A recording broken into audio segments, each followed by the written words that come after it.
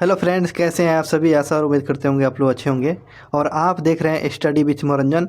आज के जो टॉपिक होने वाले हैं या आपको पॉलिटी में भी काम करेंगे और मॉडर्न हिस्ट्री में ये काम करेंगे, क्योंकि भारत का संवैधानिक विकास का जो क्रम था मॉडर्न हिस्ट्री के अंतर्गत में जो समय पीरियड जो चल रहा था उसी के अंतर्गत में। और ये वीडियो जो है आपके आने वाले एग्ज़ाम के लिए बहुत ही इम्पोर्टेंट वीडियो होने वाले हैं, तो वीडियो को शुरू से लेकर लास्ट तक ले बने। चलिए शुरू करते हैं। तो ये तो आप जान चुके हैं कि भारत का संवैधानिक विकास है ना, भारत का संवैधानिक विकास पर हम लोग चर्चा करेंगे। क्या इससे क्वेश्चन आते रहते हैं, और ये वीडियो में जितने भी सारे चीज क्वेश्चन है प्रीवियस क्वेश्चन है जो आपके आने वाले एग्जाम के पॉइंट से इम्पोर्टेंट है। पहले क्वेश्चन के साथ शुरू करते हैं। पहला क्वेश्चन पूछा गया है, ब्रिटिश सरकार ने कंपनी में व्यापक भ्रष्टाचार और कुप्रशासन को दूर करने के लिए कौन सा एक्ट को पारित किया था। तो ब्रिटिश सरकार ने जब देखा कि कंपनी में इतना भ्रष्टाचार बढ़ चुके हैं, कुप्रशासन हो चुके हैं, तो इसको दूर करने के लिए एक्ट लाया गया था। एक एक्ट लाया गया था जिसको रेगुलेटिंग एक्ट कहते हैं। तो रेगुलेटिंग एक्ट क्यों आया था? क्योंकि कंपनी में ज़्यादातर भ्रष्टाचार बढ़ जाने के चलते तो वहाँ ब्रिटिश सरकार ने कंपनियों को विरोध में कार्रवाई करने के लिए रेगुलेटिंग एक्ट लाया हुआ था। अब बात हुआ कि भाई रेगुलेटिंग एक्ट कब पारित किया गया था। तो ये रेगुलेटिंग एक्ट अब 1773 को आया हुआ था। 1773 को रेगुलेटिंग एक्ट को पारित कर दिया गया। किस एक्ट के तहत है? मद्रास, बम्बई प्रेसिडेंसी और कोलकाता प्रेसिडेंसी के अधीन कर दिया गया। तो ये रेगुलेटिंग एक्ट के तहत जो है, ध्यान रखेंगे, रेगुलेटिंग एक्ट के तहत है मद्रास, बम्बई प्रेसिडेंसी को कोलकाता के प्रेसिडेंसी के अधीन कर दिया गया। ये दोनों को मिला दिया गया। किसके अंतर्गत में? कोलकाता को दे दिया गया। तो ये रेगुलेटिंग एक्ट के तहत है जो मुंबई और मद्रास को कोलकाता के अधीन कर दिया गया। अगले क्वेश्चन पे बात करते हैं। क्वेश्चन पूछा है कि किस अधिनियम ने पहली बार गवर्नर जनरल ऑफ बंगाल के पद का प्रावधान किया गया।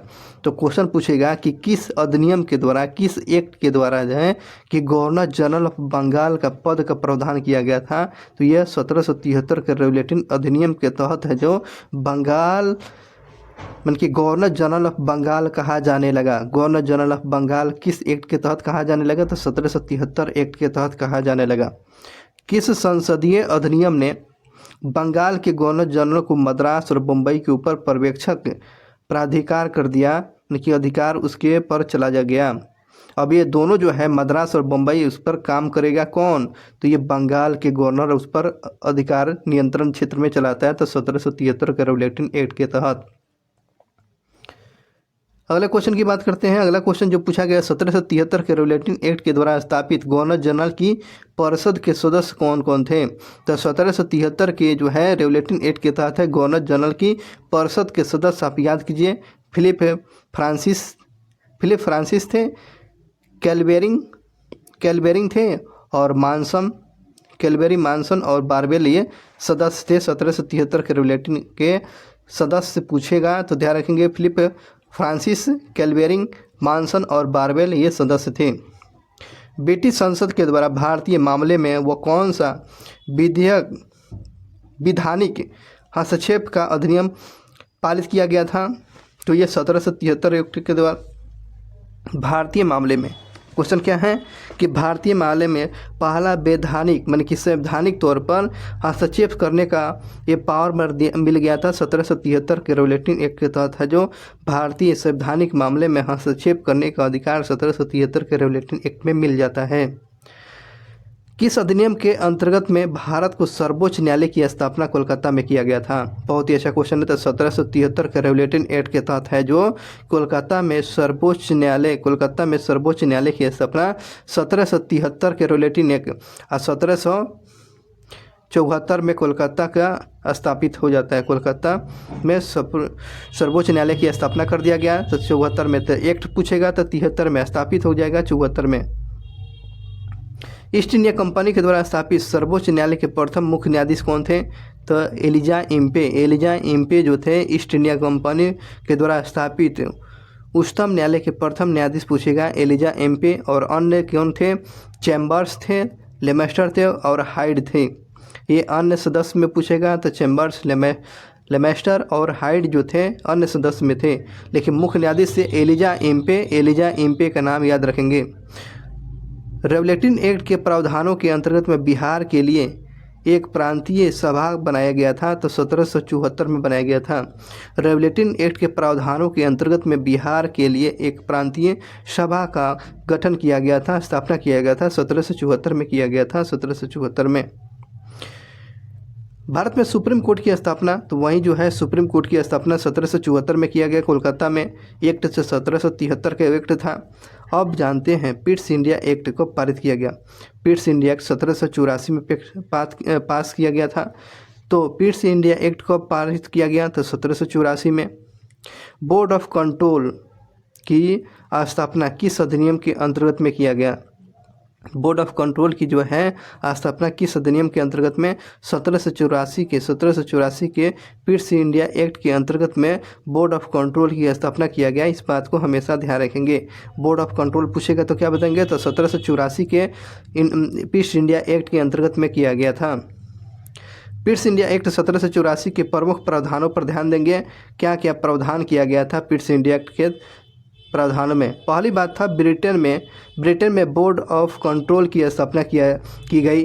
तो 1784 के पिट्स इंडिया एक्ट में ब्रिटेन में बोर्ड ऑफ कंट्रोल की स्थापना की गई। दूसरी बात था कोड ऑफ डायरेक्टर से अधिक शक्तिशाली बोर्ड ऑफ कंट्रोल का स्थानांतरित कर दिया गया। ये दूसरी बात था। तीसरी बात ध्यान रखेंगे कि भारत में प्रमुख सेवाओं की नियुक्तियों में आपको क्राउन की स्वीकृति की आवश्यकता पड़नी थी। भारत में प्रमुख सेवाओं की नियुक्ति में क्राउन की स्वीकृति होना बहुत ही जरूरी था। ये अनिवार्य कर दिया गया था। आगे बात करते हैं। भारत सरकार को एक गवर्नर जनरल और उसकी काउंसिलिंग के अधीन रखा जाएगा। भारत सरकार के एक गवर्नर जनरल और उसकी काउंसिलिंग के अधीन किया जाएगा। पिट्स इंडिया 1784 की ये प्रमुख बातें था, तो इस बात को हमेशा ध्यान रखेंगे। देख लीजिए। चलिए आगे क्वेश्चन की बात करते हैं। अगला क्वेश्चन जो पूछा गया है, अगला क्वेश्चन जो है कि किस अधिनियम के तहत है Lord Cornwallis Bharat governor general को अपनी काउंसिलिंग समिति के फैसलों को रद्द करने का अधिकार मिल जाता है? तो यह 1786 के एक्ट के तहत है। 1786 के एक्ट से क्या समझते हैं? तो 1786 के एक्ट के तहत है लॉर्ड कॉर्नवालिस को जो है अपनी काउंसिलिंग समिति के फैसला को रद्द करने का अधिकार मिल जाता है। किसको? लॉर्ड कॉर्नवालिस को 1786 के एक्ट के तहत है लॉर्ड कॉर्नवालिस को अपनी काउंसिलिंग के फैसले को रद्द करने का अधिकार मिल गया था। 1793 में एक विनिमय के द्वारा जिला कलेक्टर को उसकी न्यायिक शक्तियों से वंचित कर दिया गया और केवल संग्रह अभिकर्ता बना दिया गया। ऐसा विनिमय का कारण क्या कारण था? तो कारण ये बना हुआ था कि लॉर्ड कॉर्नवालिस ने जिला कलेक्टर में केंद्रित इतनी विस्तृत शक्ति से सतर्क हो गया था कि महसूस करता था कि एक व्यक्ति में इतनी परम शक्ति होना अवांछित होगा। इसलिए उसका पावर को जो है क्या कर दिया गया? वंचित कर दिया गया। 1793 में जिला कलेक्टर के न्यायाधीश शक्तियों से वंचित किया गया था। तो किसके समय? लॉर्ड कॉर्नवालिस के समय में। अगला क्वेश्चन पूछा गया है कि अगला क्वेश्चन में कि भारतीय तरीकों में सुधार हेतु लॉर्ड कॉर्नवालिस के द्वारा उठाए गए न्यायिक सुधार की आलोचना किसने किया है? तो भारतीय तरीकों में सुधार लाने के लिए लॉर्ड कॉर्नवालिस का उठाए गए न्यायिक सुधार को किसने आलोचना किया है? जेम्स मिल ने किया है। 1793 में किया हुआ था। 1793 में जानते हैं जेम्स मिल के द्वारा कॉर्नवालिस के द्वारा न्यायिक सुधार जो किया गया था उस सुधार को आलोचना किया है। तो क्वेश्चन पूछेगा कि लॉर्ड कॉर्नवालिस के जो है न्यायिक सुधार का आलोचना कौन किया है? तो जेम्स मिल का नाम याद रखेंगे, जेम्स मिल का नाम। अगला क्वेश्चन है कि किस अधिनियम के द्वारा ब्रिटिश ईस्ट इंडिया कंपनी का भारत में व्यापारिक एकाधिकार समाप्त हो जाता है? तो 1913 के चार्टर एक्ट के तहत है ब्रिटिश ईस्ट इंडिया कंपनी का जो है एकाधिकार समाप्त हो जाता है। 1913 के चार्टर एक्ट के तहत इसको समाप्त कर दिया गया। अगला क्वेश्चन जो है कि किस अधिनियम के द्वारा जो है ब्रिटिश संसद ने चाय का व्यापार और चीन के साथ व्यापार को छोड़कर ईस्ट इंडिया कंपनी के भारत के साथ व्यापारी एकाधिकार को समाप्त कर दिया गया था। तो आपको ध्यान रखेंगे 1813 के चार्टर एक्ट के तहत है ब्रिटिश संसद ने चाय का व्यापार कर सकते थे और चीन के साथ व्यापार कर सकते थे, और जितने भी व्यापार था उसको समाप्त कर दिया गया। किस एक्ट के तहत? 1713 के चार्टर एक्ट के तहत। 1713 के चार्टर एक्ट के तहत चार्टर अधिनियम 1913 के लिए महत्वपूर्ण समझे जाने का कारण क्या था? क्या कारण था कि 1813 के चार्टर एक्ट महत्वपूर्ण समझते हैं? इसमें कारण समझते हैं। इसके द्वारा भारतीयों को शिक्षा के लिए वित्तीय प्रावधान किया गया और 1 लाख रुपया वार्षिक कर दिया गया। तो क्वेश्चन पूछता है कि किस चार्टर एक्ट के तहत है भारतीयों को 1 लाख रुपया शिक्षा पर खर्च करने की प्रावधान किया गया था? तो चार्टर एक्ट 1913 के तहत है, जो भारतीयों को 1 लाख रुपया खर्चा करने का वार्षिक ये प्रावधान किया गया था चार्टर एक्ट 1813 के द्वारा। अगले क्वेश्चन की बात करते हैं कि किस अधिनियम ने भारतीयों के अपने ही देश के प्रशासन में पहली बार अवसर मिला हुआ था? तो किस अधिनियम के तहत भारतीयों को अपने ही देश में प्रशासन में पहली बार अवसर मिला हुआ था? तो चार्टर एक्ट 1833 के चार्टर एक्ट जो था 1833 से क्या समझते हैं? तो 1833 इंपॉर्टेंट इसलिए हो जाता है, पहली बार भारतीयों को अपने देश में प्रशासन में भागीदारी मिला हुआ था, शासन व्यवस्था में भागीदारी मिला हुआ था। 1833 के चार्टर एक्ट के तहत भागीदारी मिला हुआ था, इस बात को ध्यान रखेंगे। भारत के गवर्नर जनरल का पद किस अधिनियम के द्वारा सृजित किया गया? भारत में जो है गवर्नर जनरल का जो पद बनाया गया है यह किस अधिनियम के तहत बनाया गया था? तो 1833 के चार्टर एक्ट के द्वारा भारत में गवर्नर जनरल का पद सृजित किया गया और इस प्रकार भारतीयों को अपने देश में प्रशासन में पहली बार अवसर मिला गया था। 1833 याद रखेंगे दोनों क्वेश्चन। किस अधिनियम में यह प्रावधान किया गया कि बंगाल का गवर्नर जनरल ही संपूर्ण भारत का गवर्नर जनरल होगा? तो इस प्रकार बंगाल का गवर्नर जनरल अब क्या हो जाएगा? बंगाल का गवर्नर जनरल अब संपूर्ण भारत का गवर्नर जनरल कहा जाने लगा। किस चार्टर एक्ट के द्वारा? 1833 के चार्टर एक्ट के द्वारा ये कहा जाने लगा, इस बात को ध्यान रखेंगे हमेशा। अगले क्वेश्चन की बात करते हैं कि प्रथम विधि विशेषज्ञ किसने नियुक्त किया था? तो लॉर्ड मैकाले, जो चार्टर एक्ट 1833 के तहत किया गया। प्रथम विधि विशेषज्ञ किसे नियुक्त किया गया था? तो लॉर्ड मैकाले को 1833 के तहत नियुक्त किया गया था। अब बातें करते हैं कि 1833 के प्रमुख प्रावधानों पर चर्चा करते हैं। तो ईस्ट इंडिया कंपनी के व्यापारिक गतिरोध को क्या कर दे? समापन किया गया है ना। ईस्ट इंडिया कंपनी जो चाय के साथ और चीन के साथ व्यापार को भी समाप्त कर दिया गया 1833 के चार्टर एक्ट के द्वारा। काउंसिल में परम सत्ताधारी के पदनाम को भारत के गवर्नर जनरल के नाम से बदल दिया गया। पहले बंगाल के गवर्नर था, अब भारत के गवर्नर जनरल कहा जाने लगा 1833 के चार्टर। काउंसिल में गवर्नर जनरल के विधिकर्ता की सभी शक्तियां प्रदान कर दिया गया।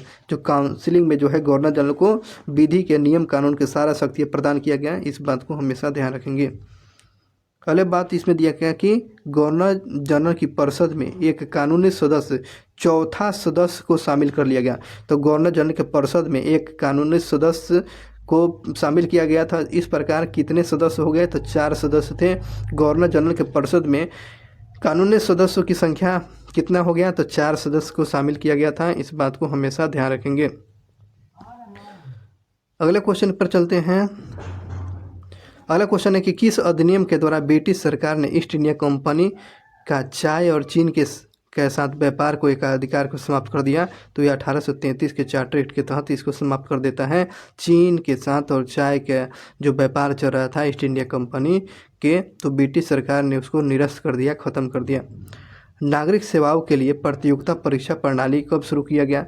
तो नागरिकों के लिए पहली बार प्रतियोगिता परीक्षा की शुरुआत किया गया वर्ष 1853 में शुरू किया गया। 1853 में नागरिक सेवाओं के लिए कंपटीशन परीक्षा प्रणाली की शुरुआत 1853 में शुरू किया गया था, इस बात को हमेशा ध्यान रखेंगे।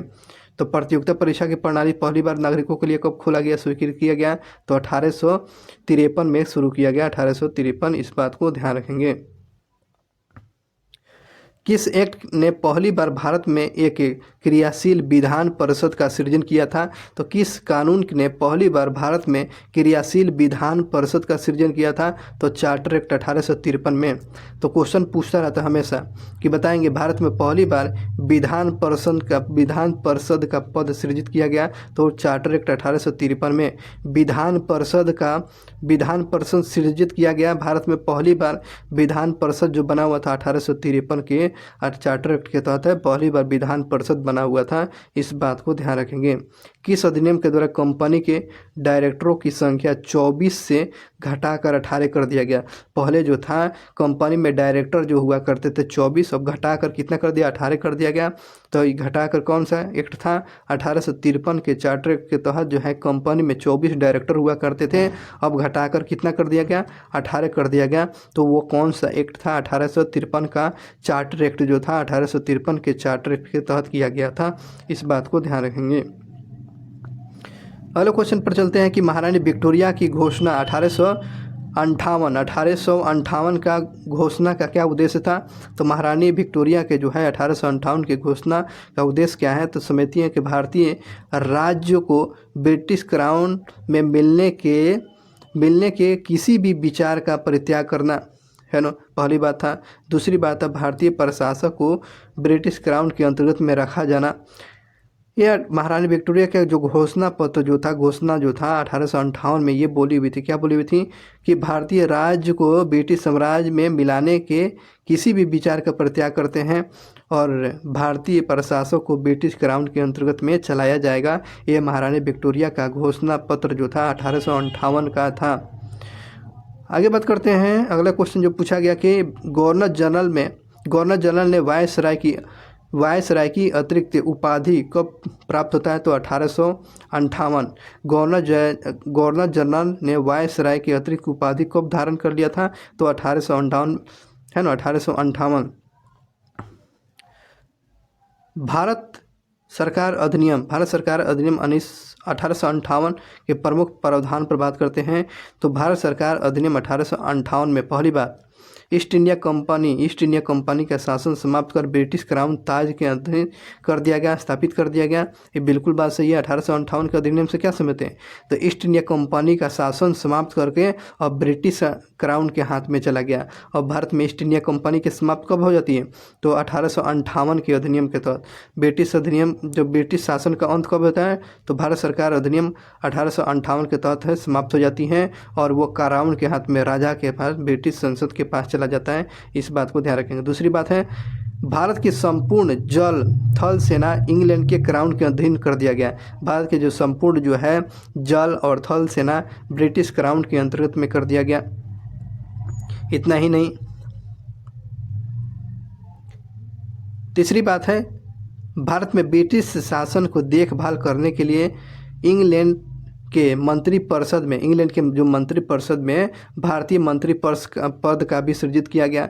अब तो ब्रिटिश क्राउन से शासन व्यवस्था चलाया जा रहा था। इस प्रकार पहली बार ये प्रावधान किया गया था भारत में ब्रिटिश शासन को देखभाल करने के लिए इंग्लैंड में मंत्रिपरिषद में भारत मंत्रिपरिषद का पद सृजित किया गया।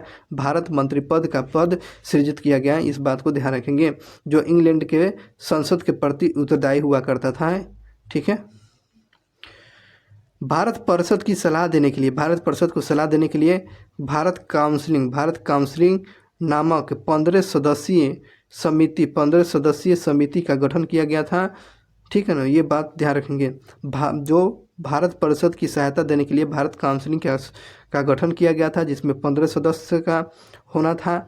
और भारत परिषद को भारतीय काउंसिल का अध्यक्ष बनाया गया था। भारत मंत्री को भारतीय काउंसिल का अध्यक्ष बनाया गया था। इस बात को ध्यान रखेंगे। ये क्या था? 1858 के भारत सरकार अधिनियम के ये प्रमुख प्रावधान के बारे में आपको बताए हैं। अगले बात करते हैं। अगला क्वेश्चन जो पूछा गया कि भारत का ईस्ट इंडिया कंपनी से क्राउन को किस अधिनियम के द्वारा हस्तांतरित किया गया था? तो भारत का जो शासन जो है ईस्ट इंडिया कंपनी को क्राउन के हाथ में हस्तांतरित किया गया था 1858 का भारत सरकार अधिनियम के अंतर्गत में। अब भारत का शासन व्यवस्था जो है ब्रिटिश पार्लियामेंट से चलाया जाएगा।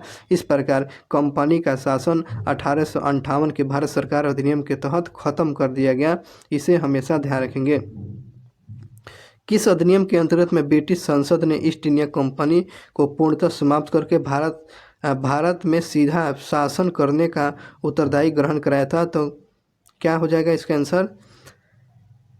तो इसका आंसर हो जाएगा government of India act, Bharat सरकार अधिनियम आपको 1858 के अंतर्गत में 1858 के अंतर्गत में क्या हो जाएगा? इस अधिनियम के अंतर्गत जो है ब्रिटिश संसद ने ईस्ट इंडिया कंपनी को पूर्णतः समाप्त किया गया और भारत में सीधा शासन करने का उत्तरदायी ग्रहण कर दिया गया कि अब कंपनी अब शासन करेगा। इस बात को ध्यान रखेंगे। ब्रिटिश इंडिया के किस अधिनियम ने सामूहिक के कार्य संचालन के स्थान पर विभाग और विभागीय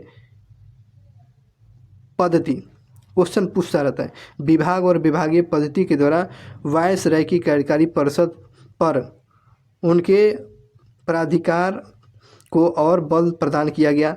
तो ध्यान रखेंगे इंडियन काउंसिल एक्ट 1861 के तहत है। 1861 से याद कीजिए। क्वेश्चन पूछता है कि बताएं कौन सा एक्ट के तहत है विभागीय प्रणाली बनाया गया था? भारत में विभागीय प्रणाली कब बनाया गया था? तो भारत में विभागीय प्रणाली जो है ना, ध्यान रखेंगे इंडियन काउंसिल एक्ट जो है भारत शासन अधिनियम जो है भारत शासन अधिनियम के अंतर्गत में 1861 के इंडियन काउंसिल एक्ट 1861 में विभागीय प्रणाली बनाया गया था। जो वायसराय की कार्यकारी परिषद उसके प्राधिकार और बल प्रदान किया करता था। इस बात को हमेशा ध्यान रखेंगे। किस एक्ट के द्वारा भारत के गवर्नर जनरल को अध्यादेश जिसे ऑर्डिनेंस जारी करने का शक्ति मिल गया? तो किस एक्ट के तहत है जो भारत के गवर्नर जनरल को ऑर्डिनेंस अध्यादेश जारी करने की शक्ति मिल गया? तो इंडियन काउंसिल एक्ट 1861 याद रखेंगे। तो ये दो बात याद रखेंगे। 1861 जो है अध्यादेश जारी करने की शक्ति, विभागीय प्रणाली की जो बनाने की शक्ति मिल जाती है 1861। इस बात को ध्यान रखेंगे। आगे बात करते हैं बम्बई और मद्रास और कोलकाता में उच्च न्यायालयों की स्थापना कब किया गया? बम्बई में, मद्रास में और कोलकाता में उच्च न्यायालय है। इसको हाई कोर्ट बोलते हैं। हाई कोर्ट बनाया गया कब? आपको 1862 में। और सुप्रीम कोर्ट कोलकाता में कब बना था? तो 1774 में बना था, जो रेगुलेटिंग एक्ट 1773 का। तो इसमें कन्फ्यूज नहीं करना है। तो बम्बई में, मद्रास में और कोलकाता में हाई कोर्ट न्यायालयों की स्थापना कर दिया गया। हाई कोर्ट न्यायालय की स्थापना कब किया गया? 1862 में किया गया। कब किया गया था सर? तो 1862 में कोलकाता में, मुंबई में और मद्रास में आपको हाई कोर्ट उच्च न्यायालय की स्थापना किया गया। और सुप्रीम कोर्ट की स्थापना पहली बार कहाँ किया गया था? तो ध्यान रखेंगे 1774 में किया गया था। अगले क्वेश्चन पर चलते हैं। अगला क्वेश्चन बहुत इंपॉर्टेंट है, देखेंगे किस वर्ष जो है आईसीएस में भारतीयों की उम्र जो था आयु को 21 वर्ष से घटाकर 19 वर्ष कर दिया गया? तो लॉर्ड सेलिसबरी क्यों थे? मतलब कि उस समय सेलिसबरी थे, तो लॉर्ड सेलिसबरी क्या थे? तो ये क्वेश्चन पूछा होता है। द सेक्रेटरी ऑफ स्टेट थे। एक बार और क्वेश्चन देखिए, किस समय आईसीएस के परीक्षा में जो भारतीय के आयु के जो है 21 वर्ष से घटाकर 19 वर्ष कर दिया गया, उसमें लॉर्ड सेलिसबरी क्या थे? तो सेक्रेटरी ऑफ स्टेट थे। सेलिसबरी क्या थे? तो उसमें सेक्रेटरी ऑफ स्टेट के रूप में काम कर रहे थे। बंगाल और बिहार में भूमि पर किराएदारों के अधिकारों को बंगाल किराएदारी अधिनियम कब प्रदान किया गया? तो 1858 के तहत प्रदान किया गया। बिहार बंगाल भूमि के किराएदारों के अधिकारों को बंगाल किराएदारी अधिनियम कब प्रदान किया गया? तो 1858 के तहत प्रदान कर दिया गया। अगले क्वेश्चन की बात करते हैं कि किस अधिनियम के अंतर्गत में भारतीय विधान परिषद को बजट पर बहस करने का शक्ति मिल जाता है। भारतीय विधान परिषद में आपको बजट पर बहस करने का पहली बार शक्ति मिलता है तो भारत परिषद अधिनियम 1892 में बहस करने 1892 में 92 में बजट पर बहस कर सकते थे। तो क्वेश्चन पूछता है कि विधान परिषद में बजट पर बहस करने का जो शक्ति मिला हुआ था किस अधिनियम के तहत, भारत परिषद अधिनियम 1892 के तहत मिला हुआ था। किस अधिनियम के द्वारा अंग्रेजों ने भारत में सर्वप्रथम परोक्ष निर्वाचन प्रणाली की शुरुआत किया था, तो 1892 में। कितना अच्छा क्वेश्चन है। भारत में पहली बार सर्वप्रथम परोक्ष निर्वाचन प्रणाली की शुरुआत कब किया गया था? 1892 में। 1892 में भारत में सर्वोच्च जो है परोक्ष निर्वाचन प्रणाली की शुरुआत कब किया गया? तो 1892 में। और बजट पर बहस करने का अधिकार 1892 में। ठीक है, इसे हमेशा ध्यान रखेंगे। आगे बात करते हैं कि किस गवर्नर जनरल ने सबसे पहले पृथक निर्वाचन प्रणाली की व्यवस्था मुसलमानों को जिताने तथा एवं उन्हें कांग्रेस के विरोध करने के लिए इस्तेमाल किया हुआ था? तो लॉर्ड मिल्टो ने किया हुआ था। लॉर्ड मिल्टो ने। किस गवर्नर जनरल ने सबसे पहले पृथक निर्वाचन प्रणाली की व्यवस्था मुसलमानों को जिताने के लिए और कांग्रेस के विरोध जो है इस्तेमाल करने के लिए किया हुआ था? कौन किया हुआ था? तो लॉर्ड मिल्टो ने किया था। लॉर्ड मिल्टो। राष्ट्रीय आंदोलन की अवधि में किस घटना ने मतभेद के बीज को बोए और अंततः देश का विभाजन हो गया? तो ये जो था देश के विभाजन में कारण में कि विधान सभाओं में मुसलमानों के लिए पृथक निर्वाचन क्षेत्रों में स्थानीय रूप में आरक्षण दे दिया गया और ये बाद में चलकर क्या हो गया? देश का विभाजन करने में ये महत्वपूर्ण भूमिका अदा कर दिया। अगले क्वेश्चन की बात चलते हैं कि ब्रिटिश भारत में सांप्रदायिक प्रतिनिधित्व की व्यवस्था किस अधिनियम के तहत किया गया? तो मार्ले मिल्टो है ना, मार्ले मिल्टो सुधार अधिनियम 1909 में। पहली बार सांप्रदायिकता के आधार पर निर्वाचन व्यवस्था की शुरुआत किया गया था मुसलमानों के लिए 1909 में। किस अधिनियम के द्वारा भारत में पृथक निर्वाचन मंडल की शुरुआत किया गया था? तो भारत परिषद अधिनियम 1909 के तहत 1909 में। भारत में ब्रिटेन के सभी संवैधानिक उपयोग में से सबसे कम समय तक ले चला था, तो ये 1909 का इंडियन काउंसिलिंग एक्ट जो था ये सबसे कम समय तक ले चला हुआ था। तो क्वेश्चन पूछता है कि बताओ कौन सा एक्ट जो है ब्रिटिश संसद के द्वारा जो लाया गया था, तो कौन सा एक्ट जो सबसे कम समय तक चला हुआ था? तो 1909 का क्या है ना इंडियन काउंसिलिंग एक्ट जो है बहुत ही कम समय तक चला हुआ था, क्योंकि इसमें सांप्रदायिकता का आधार बनाया गया था, है ना। मार्ले मिंटो सुधार के नाम से सांप्रदायिकता का आधार निर्वाचन मंडल की व्यवस्था किया गया, मुसलमानों के लिए अलग निर्वाचन की बात किया गया था, इसलिए ये कम समय तक ले चला हुआ था। ध्यान रखेंगे। द्वैध शासन का जनक किसको मानते हैं? सर लियोनिस कार्टियर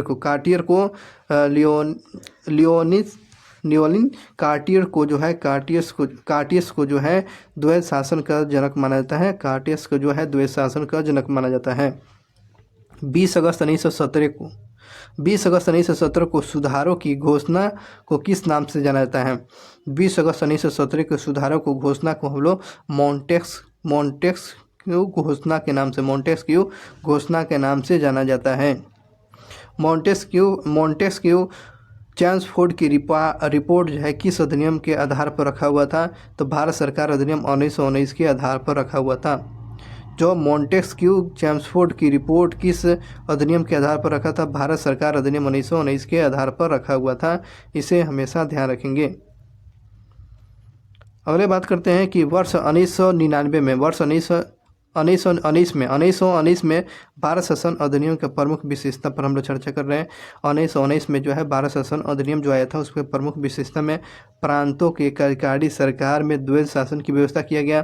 तो द्वैध शासन की व्यवस्था आपको 1919 में, तो 1919 का द्वैध शासन की व्यवस्था किया गया। तो 2 आ रहा है ना, द्वैध में 2, तो 19 कब बार आ रहा है? तो 2 बार आ रहा है। 19 को बार है, 2 बार आ रहा है, तो इसलिए 1919 में याद रखें द्वैध शासन व्यवस्था किया गया। प्रांतों प्रांतों के कार्यकारी सरकार में द्वैध शासन की व्यवस्था किया गया। केंद्र और प्रांतों को विधायी शक्ति का हस्तांतरित कर दिया गया।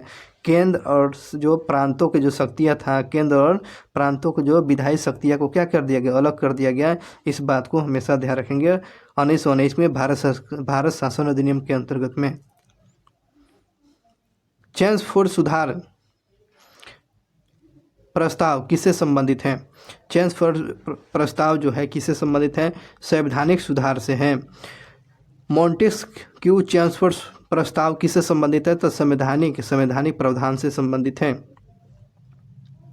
वर्ष 1919 में मॉन्टेस्क्यू चेम्सफोर्ड अधिनियम पारित हुआ था, तो उसमें ब्रिटेन के प्रधानमंत्री कौन थे? तो लॉयड जॉर्ज थे। लॉयड जॉर्ज थे उसमें चेम्सफोर्ड अधिनियम जो पारित किया गया था 1919 में, तो इंग्लैंड के प्रधानमंत्री पूछ रहा है, तो लॉयड जॉर्ज जो थे 1916 से लेकर 1922 तक ले ये प्रधानमंत्री के पद पर रहे हुए थे। जब उस समय चेम्सफोर्ड अधिनियम जो पारित किया गया था, तो उसमें प्रधानमंत्री कौन थे इंग्लैंड के? तो लॉयड जॉर्ज थे। इस बात को हमेशा ध्यान रखेंगे। आगे बात करते हैं, प्रांतों में द्वैध शासन प्रणाली किस अधिनियम के अंतर्गत में लागू किया गया था? तो प्रांतों में ध्यान रखेंगे, प्रांतों में द्वैध शासन व्यवस्था जो लागू किया गया था भारत सरकार अधिनियम 1919 के तहत। प्रांतों में द्वैध शासन पूछेगा तो क्या बताएंगे? तो 1919 के भारत शासन अधिनियम के तहत लागू किया गया प्रांतों में द्वैध शासन व्यवस्था। भारतीय इतिहास के संदर्भ में द्वैध शासन का सिद्धांत किसके दिशा निर्दिष्ट करता है? तो प्रांतों के प्रायोजित विषय का 2 वर्गों में विभाजित कर देना। ये आपको भारतीय इतिहास के संदर्भ में द्वैध शासन सिद्धांत किसे दिशा निर्देशित करती है? तो प्रांतों के प्रायोजित विषय को 2 वर्गों में विभाजित कर देती है। तो ये आपको द्वैध शासन के बारे में बताया गया। आगे बात करते हैं, अगला क्वेश्चन जो है कि भारत में लोक सेवा आयोग की पहली बार स्थापना किस अधिनियम के द्वारा? मतलब कि लोक सेवा आयोग है ना, पब्लिक सर्विस आयोग जो है लोक सेवा आयोग भारत में पहली बार स्थापित किया गया था गवर्नमेंट ऑफ इंडिया एक्ट 1919 के तहत है। लोक सेवा आयोग पूछेगा तो किस अधिनियम के तहत? तो भारत में प्रथम बार लोक सेवा आयोग की जो है स्थापना कब किया गया?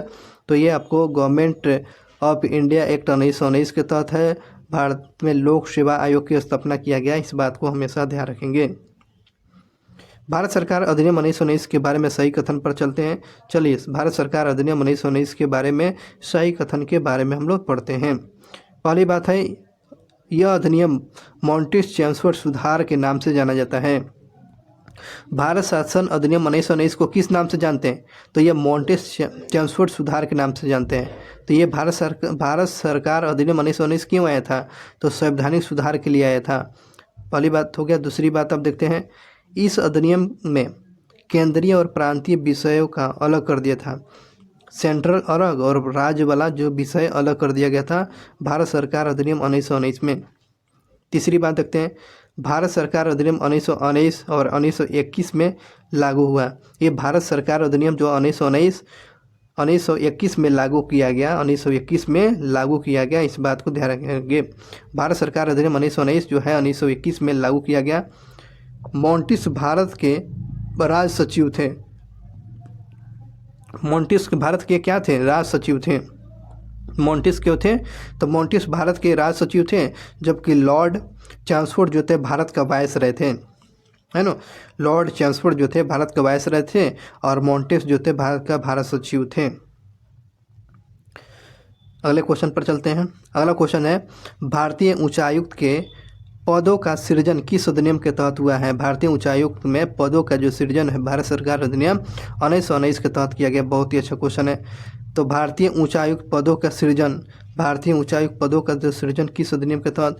भारत सरकार अधिनियम 1919 के तहत इस पदों का सृजन किया गया है। किस पार्टी ने 1919 के अधिनियम की उपयोगिता में संदेह व्यक्त किया हुआ था? तो वो उस पार्टी का नाम बताएंगे जो भारत सरकार अधिनियम 1919 के उपयोगिता के संदेह मतलब कि उपयोगिता को लेकर बहुत ही संदेह किया हुआ था। उस पार्टी का नाम पूछा गया है, तो स्वराज पार्टी की स्थापना कब किया गया? 1923 में किया गया। 1923 में किया गया था। अगले क्वेश्चन पर चलते हैं। सन 1935 के विधेयक के तहत गठित संयुक्त संसदीय समिति का अध्यक्ष कौन था, जिसके परिणाम स्वरूप भारत सरकार अधिनियम 1935 पारित हुआ था? तो लॉर्ड लिथिंगो के समय में क्वेश्चन क्या था? 1935 के विधेयक के तहत गठित संयुक्त संसदीय समिति का अध्यक्ष कौन था? तो लॉर्ड लिथिंगो था। और जिसके परिणाम स्वरूप भारत सरकार के अधिनियम 1935 से निर्मित हुआ था? तो लॉर्ड लिथिंगो के समय की बात बोला गया है।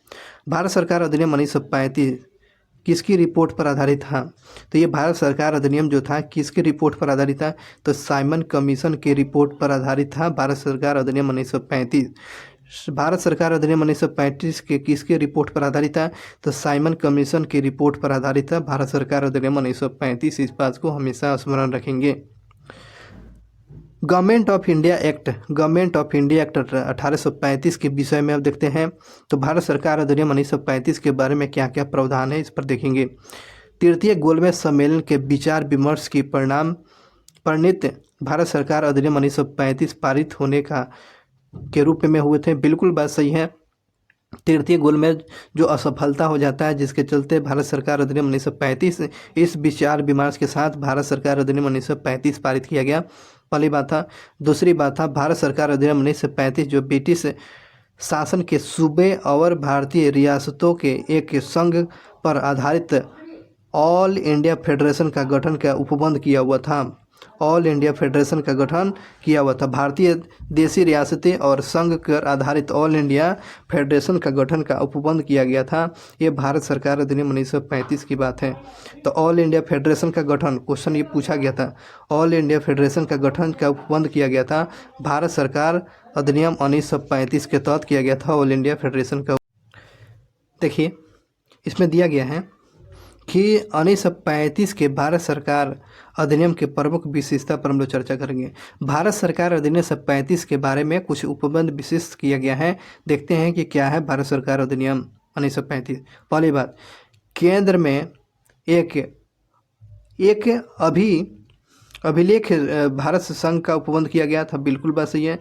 भारत संघ का जो अखिल भारतीय संघ की स्थापना किया गया था भारत सरकार अधिनियम 1935 के तहत। पहली बात था। दूसरी बात ये था भारत सरकार अधिनियम 1935 के तहत केंद्र में द्वैध शासन की स्थापना किया गया। केंद्र में द्वैध शासन की स्थापना किया गया है ना। केंद्र में द्वैध शासन की स्थापना, ये केंद्र में पूछ रहा है भैया, केंद्र में, सेंट्रल में। तो केंद्र में पूछेगा द्वैध शासन की प्रावधान कब किया गया? तो 1935 में। और प्रांतों में द्वैध शासन हुआ था 1919 में, है ना। प्रांतों में द्वैध शासन पूछेगा तो 1919 में, और केंद्र में पूछेगा तो 1935 में। इस बात को हमेशा ध्यान रखेंगे, कंफ्यूज नहीं करना है। द्विसदनीय केंद्रीय विधानमंडल, द्विसदनीय हो जाएगा, विधानमंडल की बात किया गया। द्विसदनीय विधानमंडल का जो है कब आया? तो 1935 के तहत है। प्रांतीय स्वायत्ता शासन का उपबंध किया गया। प्रांतीय स्वायत्ता शासन का उपबंध किया गया भारत सरकार अधिनियम 1935 के तहत है। प्रांतीय विधानमंडल बनाया गया। प्रांतीय विधानमंडल बनाया गया भारत सरकार अधिनियम 1935 के तहत। अगला बात किया गया है एक संघीय न्यायालय, जिससे फेडरल कोर्ट की का स्थापना को उपबंध किया गया। एक फेडरल कोर्ट, एक संघीय न्यायालय की स्थापना भारत सरकार अधिनियम 1935। भारत सरकार अधिनियम 1935 एक संघीय न्यायालय के फेडरल कोर्ट की स्थापना किया गया। भारत सरकार अधिनियम 1935 के उपबंधित किया गया। और देखते हैं प्रांतों में द्वैध शासन की समाप्ति कर दिया गया। जो प्रांत में द्वैध शासन की समाप्ति भारत सरकार अधिनियम 1935 के तहत कर दिया गया। और द्वैध शासन कब आया था? तो 1919 में आया हुआ था प्रांतों में, जिसको समाप्त कर दिया गया 1935 में। गवर्नरों को विधायी प्रक्रियाओं में निषेधाधिकार कर दिया गया। गवर्नरों को क्या कर दिया गया? गवर्नरों को विधायी क्रियाओं में निषेध कर दिया गया, रोक दिया गया। विधायी क्रियाओं में उसको निषेध कर दिया गया, रोक दिया गया। और उसके बाद है केंद्र और प्रांतों की शक्तियों का विभाजन कर दिया गया। केंद्र और शक्तियों का विभाजन कर दिया गया। ये भारत सरकार अधिनियम 1935 के ये प्रावधान किया गया था। प्रावधान में ये बातें था। चलिए आगे क्वेश्चन पर देखते हैं। नेक्स्ट क्वेश्चन पर, भारत सरकार अधिनियम 1935 के द्वारा क्या समाप्त कर दिया गया? तो प्रांतों में द्वैध शासन व्यवस्था समाप्त कर दिया गया। प्रांतीय स्वायत्तता किस अधिनियम के द्वारा प्रदान किया गया? तो भारत सरकार अधिनियम 1935 के तहत है। प्रांतों में स्वायत्तता की जो लाया गया था भारत सरकार अधिनियम 1935 के तहत। 1935 के भारत शासन अधिनियम के द्वारा प्रस्तावित फेडरल यूनियन में राजशाही प्रांतों को शामिल करने के पीछे अंग्रेजों की असली मंशा क्या थी? तो असली मंशा क्या थी? तो असली मंशा ये था, राष्ट्रवादी नेताओं को साम्राज्यवाद विरोधी सिद्धांतों को व्यर्थ करने के लिए राजाओं का इस्तेमाल करना, ये बात था। अगला क्वेश्चन पर देखते हैं, किस अधिनियम के द्वारा भारत परिषद इंडियन काउंसिल को समाप्त कर दिया गया? भारत परिषद को समाप्त कर दिया गया कब? इंडियन काउंसिल को समाप्त कर दिया गया कब? भारत शासन अधिनियम 1935 के तहत। भारत शासन अधिनियम 1935 के तहत है जो है इंडियन काउंसिल को समाप्त कर दिया गया। इंडियन काउंसिल जिसे भारत परिषद कहते हैं। 1935 में भारत शासन अधिनियम के द्वारा स्थापित संघीय न्यायालय की प्रमुख न्यायाधीश कौन थे? तो सर मोरिस गेरवेयर थे। सर मोरिस गेवेयर जो थे भारत सरकार अधिनियम 1935 के द्वारा संघीय न्यायालय के जो है मुख्य न्यायाधीश कौन थे? तो सर मोरिस गेवेयर थे। इस बात को हमेशा ध्यान रखेंगे। किस अधिनियम के द्वारा संवैधानिक निरंकुशता का सिद्धांत प्रवृत्त किया गया? किस अधिनियम के द्वारा है संवैधानिक निरंकुशता का सिद्धांत प्रवृत्त किया गया था? भारत सरकार अधिनियम 1935 है ना। संघीय निरंकुशता का सिद्धांत प्रवृत्त किया गया था, तो भारत सरकार अधिनियम 1935 याद रखेंगे। किस अधिनियम के बारे में जवाहरलाल नेहरू ने कहा था? क्या कहा था? सुनिएगा।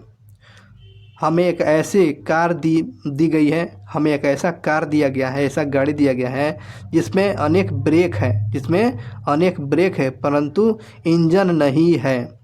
तो ये भारत सरकार अधिनियम के बारे में जवाहरलाल नेहरू ने ये स्टेटमेंट दिया हुआ था। इस बात को ध्यान रखेंगे। जवाहरलाल नेहरू ने भारत सरकार अधिनियम के बारे में क्या बोले हुए थे? हमको एक ऐसा कार दिया गया जिसमें अनेक ब्रेक है परंतु ईंधन यानी कि इंजन नहीं है, बिना इंजन रहित है। किसने भारत सरकार अधिनियम 1935 को गुलामी का अधिकार पत्र कहा था? तो गुलामी का अधिकार पत्र जवाहरलाल नेहरू ने बोले हुए थे। भारत सरकार अधिनियम को इंजन रहित गाड़ी बोले हुए थे भारत सरकार अधिनियम 1935 को। भारत शासन अधिनियम 1935 के द्वारा स्थापित व्यवस्था में अपशिष्ट शक्तियाँ दिया गया था, तो गवर्नर जनरल को दिया गया था। तो जो अपशिष्ट शक्तियाँ जो प्रदान किया गया था भारत सरकार द्वारा 1935 के जो प्रावधानों में अपशिष्ट शक्तियाँ किसके पास दिया था? तो गवर्नर जनरल को दिया गया था। वर्ष 1937 में हुए प्रांतीय विधानसभा चुनाव किस अधिनियम के तहत हुआ था? तो भारत शासन अधिनियम 1935 के तहत हुआ था। 1937 में जो चुनाव हुआ था, 1937 में जो प्रांतीय विधानसभा का चुनाव हुआ था, तो किस अधिनियम के तहत हुआ था? तो भारत शासन अधिनियम 1935 के तहत हुआ था। यह क्वेश्चन हमेशा याद रखिएगा। भारत सरकार अधिनियम 1935 के तहत 1937 में प्रांतीय विधानसभा का चुनाव कराया गया था। केंद्रीय विधानसभा के कौन सा निर्वाचन भारत शासन अधिनियम 1919 के तहत हुए थे? तो ये जो थे 1913, 1923, 1926, 1930, 1934 और 1935।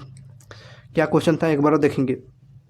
केंद्रीय विधानसभा के वो कौन सा निर्वाचन भारत शासन अधिनियम 1919 के तहत हुए थे? तो 1923, 1926, 1930 और 1934 और 1945। ये जो था निर्वाचन शासन अधिनियम जो है 1919 के तहत हुआ था। केंद्रीय विधानसभाओं की बात था। ये सारी चीज़ बातें 1923, 26, 30, 34, 45। नेक्स्ट क्वेश्चन पर चलते हैं कि भारत सरकार अधिनियम 1935 में अंतर्विष्ट जो है अनुदेश प्रपत्र को वर्ष 1950 ईस्वी में भारत के संविधान के किस रूप में समाविष्ट किया गया है?